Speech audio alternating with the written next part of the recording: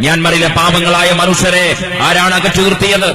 ബുദ്ധമതത്തിന്റെ പേരിൽ, തഥാഗതന്റെ പേരിൽ, സിദ്ധാർത്ഥന്റെ പേരിൽ, ബോധിവൃക്ഷ ചുവട്ടിൽ ബോധോദയത്തിനു വേണ്ടി കാത്തുനിന്ന, മൗനത്തെ വാചാലമാക്കിയ, നിശബ്ദതയുടെ വിപ്ലവത്തെ സൃഷ്ടിച്ച, സൈലൻസ് ഇസ് ദ റവല്യൂഷൻ എന്ന് ലോകത്തോട് പറഞ്ഞ ബുദ്ധമതത്തിന്റെ പേരിലാണ് ലോകത്തിലെ മനുഷ്യ സഞ്ചയം കണ്ട ഏറ്റവും വലിയ കൂട്ടക്കുരുതിക്ക് നേതൃത്വം കൊടുക്കുന്നത് എന്നുള്ളത് ലോകത്തിലെ മനുഷ്യ സമൂഹത്തിന്റെ ഏറ്റവും വലിയ അപമാനമാണ്.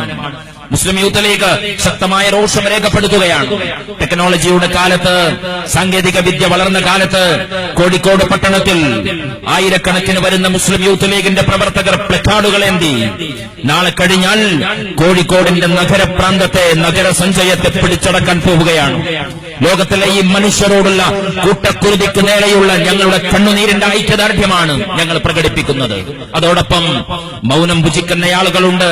ലോകത്തെവിടെയെങ്കിലും ഒരു ഇല വീണാൽ ആ ഇലയുടെ പിന്നിൽ ഒരു തീവ്രവാദിയുടെ ശബ്ദമുണ്ടെങ്കിൽ, ആ തീവ്രവാദം മുസ്ലിം തീവ്രവാദത്തിന്റെ ഭാഷയാണെങ്കിൽ, ഇസ്ലാമിനെതിരെ യുദ്ധം പ്രഖ്യാപിക്കുന്ന, ഇസ്ലാമോഫോബിയയ്ക്കെതിരെ കുരിശു യുദ്ധം പ്രഖ്യാപിക്കുന്ന അമേരിക്കയടക്കമുള്ള പാശ്ചാത്യൻ ശക്തികൾ അവരെവിടെയാണ് എന്ന ചോദ്യം യൂത്ത് ലീഗ് ചോദിക്കുകയാണ്. എവിടെ ഐക്യരാഷ്ട്രസഭ, യുണൈറ്റഡ് നേഷൻസ് എന്ന് പറയുന്ന ഈ സംവിധാനം എന്തിനാണ് ലോകത്ത് എന്ന് മുസ്ലിം യൂത്ത് ലീഗ് അറിയാൻ ആഗ്രഹിക്കുകയാണ്. ലോകത്തിലെ രാഷ്ട്രങ്ങൾ മുഴുവൻ അവരുടെ കൺമുന്നിലാണ്, അവരുടെ മൂക്കിനു താഴെയാണ്. ലക്ഷോപലക്ഷം വരുന്ന മനുഷ്യർ ഇളകമറിയുന്ന കടലുകളിലേക്ക് എടുത്തെറിയപ്പെട്ട് കപ്പിത്താനില്ലാതെ കപ്പലുകളിലേക്ക് അവർ സഞ്ചരിച്ച് എത്രയോ മനുഷ്യരും കുഞ്ഞുമക്കളെയും കടലിൽ പട്ടിണി കിടന്ന് മരിക്കേണ്ടി വരുന്ന സാഹചര്യത്തിലേക്ക് പോകുമ്പോ ലോകത്തിലെ സൂപ്പർ പോലീസ് നോക്കി നിൽക്കുകയാണ്. അമേരിക്കൻ സാമ്രാജ്യത്വം നോക്കി നിൽക്കുകയാണ്. അഫ്ഗാന്റെ മലമടക്കുകളിലേക്ക് ടാങ്കറുകളെ പറഞ്ഞയച്ച, അഫ്ഗാന്റെ മലപ്പടക്കിലേക്കും കാബൂളിന്റെ ആകാശങ്ങളിലും നാപ്പാം ബോംബുകളെയും ക്ലസ്റ്റർ ബോംബുകളെയും പ്രക്ഷേപണം ചെയ്ത സാമ്രാജ്യത്തെ അമേരിക്ക എവിടെ എന്ന് മുസ്ലിം യൂത്ത് ലീഗ് ചോദിക്കുകയാണ്.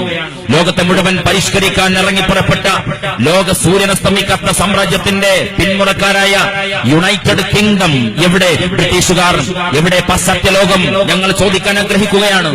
ലോകത്തിലെ ശാക്തിക ചേരികൾ തമ്മിലും രാഷ്ട്രങ്ങളുടെ അതിർത്തികൾ തമ്മിലും സംഘർഷങ്ങൾക്ക് സാക്ഷ്യം വഹിക്കുമ്പോ മധ്യസ്ഥന്റെ റോളിൽ വരുന്ന യുണൈറ്റഡ് നാഷൻ എവിടെ എന്ന ചോദ്യം മുസ്ലിം യൂത്ത് ലീഗ് ചോദിക്കുകയാണ്.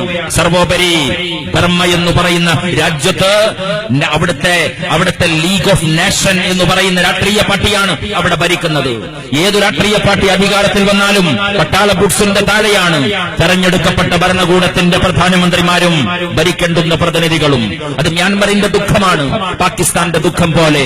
പാകിസ്ഥാൻ പട്ടാളത്തിന്റെ ബൂട്ട്സിന്റെ ശബ്ദം കേൾക്കാതെ ഭരണാധികാരികൾക്ക് ശ്വാസനിശ്വാസം കഴിയില്ല എന്ന സ്ഥിതിവിശേഷമുണ്ട് മ്യാൻമറിൽ. അവിടെ ഭരിക്കുന്നതാരാണ്? ആങ് സാൻ സൂചി എന്ന് പറയുന്ന ലോകത്തിലെ സമാധാനത്തിന്റെ പ്രവാചകയാണ്. മനുഷ്യക്കുരുതികൾക്കെതിരെ, മനുഷ്യാവകാശത്തിന് വേണ്ടി, മനുഷ്യന്റെ അന്തസ്സിന് വേണ്ടി ലോകത്തിലെ മനുഷ്യ സമൂഹത്തിനിടയിൽ എഴുന്നേറ്റ് നിന്ന വനിതയുടെ പേരാണ് ആങ് സാൻ സൂചി. 15 വർഷക്കാലം തന്റെ വീട്ടു തടങ്കലിൽ അകപ്പെട്ട സൂചി മ്യാൻമറിലുണ്ട്. മിണ്ടിയിട്ടില്ല. ലോകത്തിന്റെ കൗതുകകരമായ ഒരു നീതിയാണിത്. പീഡിപ്പിക്കപ്പെടുന്നത് മുസ്ലിങ്ങളാണെങ്കിൽ മൗനം ഭൂഷണമാണ്. പീഡിപ്പിക്കപ്പെടുന്നത് ഇസ്ലാമിന്റെ സന്തതികളാണെങ്കിൽ മൗനം ഭൂഷണമാണ്. പീഡിപ്പിക്കപ്പെടുന്നത് ഒരു പ്രത്യേക മതവിഭാഗത്തിൽപ്പെട്ടവരാണെങ്കിൽ പിന്നെ നാക്കനക്കാൻ ആളുകൾക്ക് ആലോചിക്കേണ്ടി വരികയാണ്. ഇൻ ദ ഫുട്സ് ഓഫ് ഗാന്ധി എന്നാണ് സൂചിയുടെ പുസ്തകത്തിന്റെ പേര്. ഞാൻ എന്റെ ജീവിതത്തെ അടയാളപ്പെടുത്തിയിരിക്കുന്നത് ഗാന്ധിജിയുടെ പാദപഥങ്ങളിലാണ്. ഇന്ത്യ രാജ്യത്തിന്റെ രാഷ്ട്രപിതാവായ മഹാനായ മഹാത്മാഗാന്ധിയാണ് എന്റെ പ്രേരണ എന്നാണ് സൂചി പറയുന്നത്. പക്ഷേ ആങ് സാൻ സൂചി ഗാന്ധിജിയെ പഠിച്ചിട്ടില്ല. രാജ്യത്തിന്റെ തെരുവോരത്ത് വർഗീയ കലാപങ്ങളിൽ കഴുത്തറുത്തു മാറ്റപ്പെട്ട മനുഷ്യരെ കണ്ടപ്പോ സങ്കടപ്പെട്ട മനുഷ്യന്റെ കഥയാണ് ഗാന്ധിജിയുടെ കഥ എന്ന് പറയുന്നത്.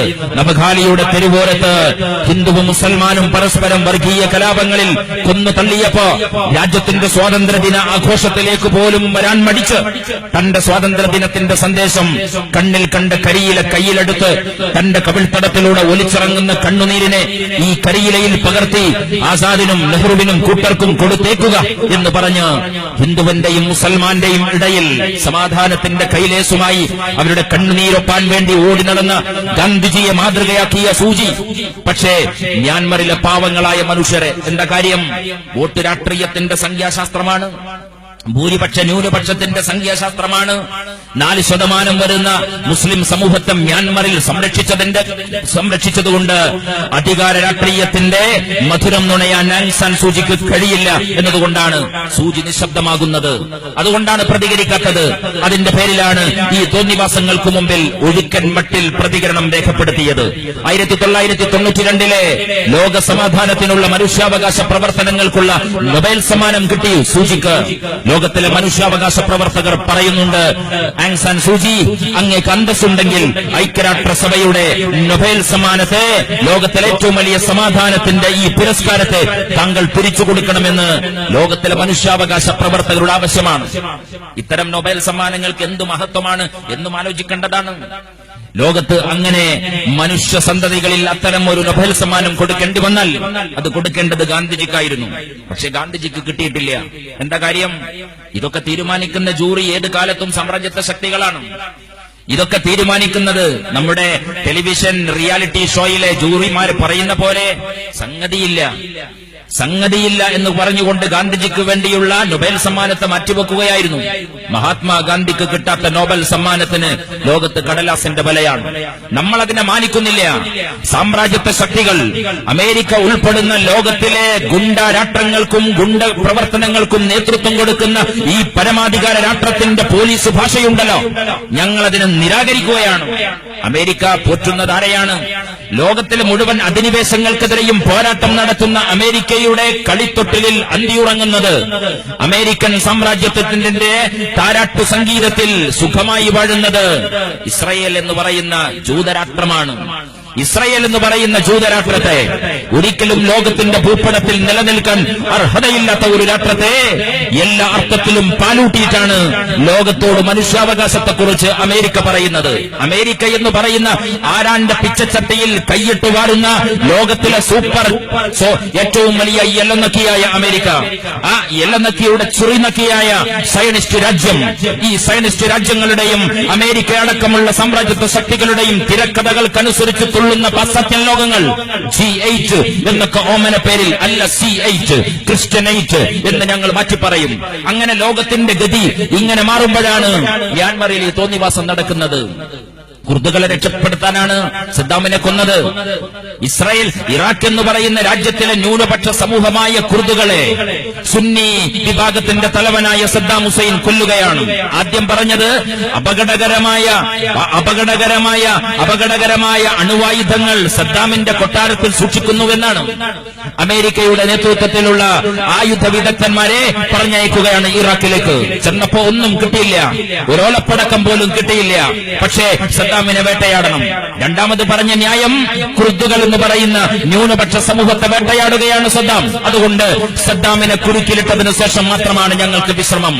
എന്നിട്ട് ലോകത്ത് 25 കൊല്ലക്കാലം ഒരു രാഷ്ട്രത്തിന്റെ അധ്യക്ഷനായി, പ്രസിഡന്റായി, പരമാധികാര രാജ്യത്തിന് നേതൃത്വം കൊടുത്ത ഇറാഖിന്റെ പ്രസിഡന്റിനെ തിക്രീത്തിന്റെ ഗുഹക്കകത്ത് പോയി അമേരിക്കയുടെ പട്ടാളം കൊണ്ടുവരികയാണ്. വേട്ടപ്പട്ടികളെ പിടിക്കുന്ന പോലെ, നായാട്ടിന് പോകുന്ന ആളുകൾ ഇരകളെ പിടിച്ചു കൊണ്ടുപോരുന്ന പോലെയാണ് ലോകത്തിലെ അറബികൾക്കിടയിൽ ആണായി ജനിച്ച സദ്ദാമിനെ തിക്രീത്തിന്റെ ഗുഹയ്ക്കകത്തു നിന്ന് പിടിച്ചു കൊണ്ടുവരുന്നത്.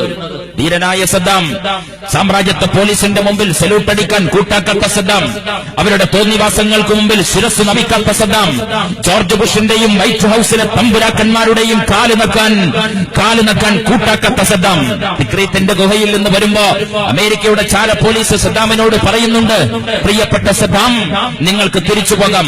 എവിടേക്ക്? നിങ്ങളുടെ കൊട്ടാരത്തിലേക്ക്, നിങ്ങളുടെ പ്രസിഡന്റിന്റെ കൊട്ടാരത്തിലേക്ക് നിങ്ങൾക്ക് തിരിച്ചു പോകാം. മാപ്പ് എന്ന പദം എഴുതുക, അപ്പോളജൈസ് എന്ന വാക്കെഴുതുക. എങ്കിൽ നിങ്ങൾക്ക് ഈ രാജ്യത്തിന്റെ പ്രസിഡന്റാകാം. അമേരിക്കയുടെ തോന്നിവാസത്തിന്റെ ഫലമായി ഇറാഖിലെ ബഗ്ദാദിന്റെ പട്ടണത്തിന്റെ അമേരിക്കയുടെ പട്ടാള കോടതി സദ്ദാം ഹുസൈൻ എന്ന് പറയുന്ന ധീരനായ മനുഷ്യനെ കൊന്നുകളഞ്ഞപ്പോ ലോകത്താദ്യമായ ആഹ്ലാദ പ്രകടനം നടത്തിയത് മുസ്ലിം യൂത്ത് ലീഗിന്റെ ഏറനാട് നിയോജക മണ്ഡലത്തിലെ പീഡിപ്പിക്കപ്പെടുന്ന മനുഷ്യർക്ക് വേണ്ടിയുള്ള ഐക്യദാർഢ്യത്തിന്റെ വിശദീകരണ യോഗത്തിൽ അല്പം ലോക്കൽ പൊളിറ്റിക്സും ഞാൻ കൂട്ടാൻ ആഗ്രഹിക്കുകയാണ്. ആദ്യത്തെ ആഹ്ലാദ പ്രകടനം ഇറാഖിലെ കമ്മ്യൂണിസ്റ്റ് പാർട്ടിയുടേതാണ്. കമ്മ്യൂണിസ്റ്റ് പാർട്ടിയുടെ ആദ്യത്തെ ആഹ്ലാദ പ്രകടനം സദ്ദാം ഹുസൈൻ കൊല ചെയ്യപ്പെട്ടതിന്റെ പേരിൽ അറിയപ്പെട്ട ആദ്യത്തെ ആഹ്ലാദ പ്രകടനം നടന്നത് ഇറാഖിലെ ബഗ്ദാദ് പട്ടണത്തിന്റെ തെരുവിലെ ഇറാഖ് കമ്മ്യൂണിസ്റ്റ് പാർട്ടിയുടേതാണ്. മഞ്ചേരിയിലെയും ഏറനാട്ടിലെയും അരീക്കോട്ടെയും അങ്ങാടികളിലെ CPM-ന്റെ ആഫീസുകളിൽ ഇന്നും സദ്ദാമിന്റെ ചിത്രമുണ്ട്. മലപ്പുറം സമ്മേളനത്തിൽ ഇവർ നിരത്തിയത് കൃഷ്ണപിള്ളയെയല്ല, മമ്പുറം തങ്ങളെയാണ്. സഖാബ് മമ്പുറം തങ്ങൾ മലപ്പുറത്തെ CPM-ന്റെ സമ്മേളനത്തിൽ ഈ തെരുവുകളിൽ ഫ്ലക്സ് ബോർഡുകളിൽ പ്രദർശിപ്പിച്ചത് അവർ AKGയെയല്ല, വെളിയങ്കോട്ട് ഉമർ ഖാദിയെയാണ്. മലപ്പുറത്തെ ഫ്ലക്സ് ബോർഡുകളിൽ കമ്മ്യൂണിസ്റ്റ് ആചാര്യനും മുജദ്ദിദും ഇമാമും മാർക്സിസ്റ്റ് കമ്മ്യൂണിസ്റ്റ് ആശയത്തിന്റെ മുഴുവൻ ധാരയിലെ മഹാപണ്ഡിതനും ആയ കാൾ മാർക്സിനെയല്ല, പിന്നെയോ സദ്ദാം ഹുസൈനെയാണ്. പക്ഷേ അറിയണേ, സാമ്രാജ്യത്വ വിരോധത്തിന്റെ വാചക കസർത്തുകൾ നടത്തി ഈ തെരുവിൽ അടിഞ്ഞാടുകയും തിമർത്താടുകയും ചെയ്യുന്ന DYFI-കാര മുസ്ലിം യൂത്ത് ലീഗിന്റെ പ്രവർത്തകർ കോഴിക്കോട്ടെ നഗരത്തിന്റെ തെരുവിലൂടെ പ്ലക്കാർഡുകളേന്തി ഞങ്ങൾ ഈ മുദ്രാവാക്യം വിളിക്കുമ്പോ ലോകത്ത് പടഞ്ഞൊടുങ്ങുന്ന മനുഷ്യരുടെ ശബ്ദമായി മുസ്ലിം യൂത്ത് ലീഗിന്റെ പ്രവർത്തകർ മഹാനായ മുനവ്വർ അലി ശിഹാബ് തങ്ങളുടെ പിന്നിൽ മുദ്രാവാക്യങ്ങൾ വിളിച്ച് അറബിക്കടലിന്റെ അലമാലകളിൽ അധിനിവേശ വിരുദ്ധ പോരാട്ടത്തിന് നേതൃത്വം കൊടുത്ത മഹാനായ കുഞ്ഞാലിമരക്കാരുടെ പോരാട്ടങ്ങളുടെ പാദപഥങ്ങൾ അടയാളപ്പെട്ട് കിടക്കുന്ന കോഴിക്കോട്ടെ തെരുവിൽ മുസ്ലിം യൂത്ത് ലീഗിന്റെ പ്രവർത്തകർ പുതിയ കാലഘട്ടത്തിലെ അധിനിവേശ വിരുദ്ധത്തിന്റെ പ്ലക്കാർഡുകൾ ഉയർത്തിപ്പിടിച്ച് ഞങ്ങൾ നടന്നു പോകുമ്പോ ഈ രാഷ്ട്രീയത്തെ ഞങ്ങൾ ഓർക്കാൻ ആഗ്രഹിക്കുകയാണ്. പക്ഷേ മലപ്പുറത്തിന്റെ മണ്ണിൽ തെരഞ്ഞെടുപ്പ് ക്യാമ്പയിൻ നടക്കുമ്പോ പഞ്ചായത്ത് തെരഞ്ഞെടുപ്പിൽ പോലും സദ്ദാം ഹുസൈനെ സ്ഥാനാർത്ഥിയാക്കിയവർ ഞങ്ങൾ ഈ കാലത്ത് ഓർക്കുകയാണ്. എന്ത് സാമ്രാജ്യത്വം! യൂത്ത് ലീഗിന്റെ പ്രവർത്തകർ ഞങ്ങൾ ഈ സാമ്രാജ്യത്വ വിരുദ്ധ പോരാട്ടത്തിന്റെ പ്ലക്കാർഡുകൾ ഉയർത്തുമ്പോ എന്റെ പ്രിയപ്പെട്ട DYFI-കാരെ, ബർമയിലെ മ്യാൻമറിലെ പാവങ്ങളായ മനുഷ്യരെ കൊന്നൊടുക്കുന്നത് കണ്ണിറയെ കണ്ട് മൗനം ഭുജിക്കുന്ന അമേരിക്കൻ സാമ്രാജ്യത്തിന്റെ ദത്തുപുത്രി ഇന്ന് കേരളം ഭരിക്കുന്ന പിണറായി വിജയന്റെ മുഖ്യമന്ത്രിയുടെ ഓഫീസിലുണ്ട്. ഏറനാട്ടിലെയും അരീക്കോട്ടെയും KSEB-യുടെ ഓഫീസിൽ ഇന്നും കരിയോയിൽ കൊണ്ട് DYFI-കാർ എഴുതിവെച്ച് ഗോ ബാക്ക് മുദ്രാവാക്യമുണ്ടല്ലോ. America go back. അരീക്കോട്ട് അമേരിക്കയുണ്ടോ? ഇവിടുത്തെ ചായക്കടയിൽ അമേരിക്കയുണ്ടോ? ഇവിടുത്തെ പഞ്ചായത്തിൽ അമേരിക്കയുടെ സെനറ്റ് മെമ്പറുണ്ടോ? പക്ഷേ DYFI-കാര കേരളത്തിൽ ഒരു അമേരിക്കൻ പ്രതിനിധിയുണ്ട്. അത് മറ്റെവിടെയുമല്ല. അത് കോൺഗ്രസ് ഓഫീസിലല്ല, അത് ലീഗ് ഹൌസിലല്ല, അത് ഇവിടുത്തെ ബൂർഷ രാഷ്ട്രീയ പാർട്ടിയെന്ന് നിങ്ങൾ ആരോപിക്കുന്നവരുടെ ആസ്ഥാനങ്ങളിലല്ല. പിന്നെയോ ഇരട്ട ചങ്കുള്ള പിണറായിയുടെ ഫയലുകൾ ഒപ്പിട്ട് കൊടുക്കുന്നത് അമേരിക്കൻ സാമ്രാജ്യത്വത്തിന്റെ ദത്തുപുത്രിയാണ് എന്ന് മുസ്ലിം യൂത്ത് ലീഗ് ആരോപിക്കുകയാണ്. ഞങ്ങൾ ഈ സാമ്രാജ്യത്വ വിരുദ്ധ പോരാട്ടങ്ങൾ നടത്തുന്നത് ഇന്നലകളിലെ ഉജ്ജ്വലമായ പോരാട്ടങ്ങളെ നെഞ്ചേറ്റിയാണ്. ഞങ്ങൾ ഈ പോരാട്ടത്തിന്റെ വഴിധാരകളിലാണ്.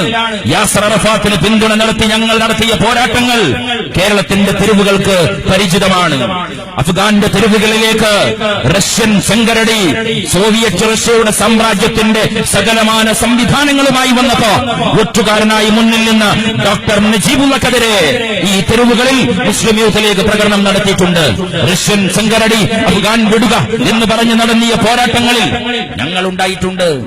അമേരിക്കൻ സാമ്രാജ്യത്വത്തിനെതിരെയാണ് സോവിയറ്റ് സാമ്രാജ്യം വന്നത്. അമേരിക്കൻ സാമ്രാജ്യത്വം എന്തൊക്കെ തോന്നിവാസങ്ങൾ ചെയ്തോ, അതേ തോന്നിവാസങ്ങൾ അതേ നാണയത്തിന്റെ മറുവശമായി സോവിയറ്റ് സാമ്രാജ്യത്വവും ചെയ്തു എന്നുള്ളത് ലോകത്ത് ഇന്ന് നാം കേൾക്കുന്ന ശബ്ദമാണ്. ആരാണ്? അമേരിക്കയുടെ സാമ്രാജ്യത്വത്തിന്റെ തലപ്പത്ത് ലോക പോലീസിന്റെ കുപ്പായമിട്ട് ഡൊണാൾഡ് ട്രംപ്, അന്തർദേശീയ അധ്യക്ഷൻ